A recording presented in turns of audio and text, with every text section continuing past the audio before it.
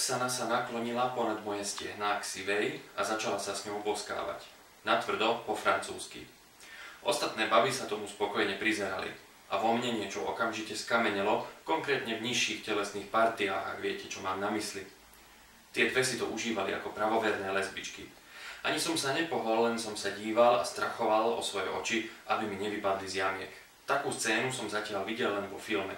Väčšinou sa tak rozbiehalo nejaké amatérske porno. Hudba dunela, opojný dym sa plazil miestnosťou, dláška sa stáčala, baby si užívali a 7. nebo nikdy nebolo bližšie.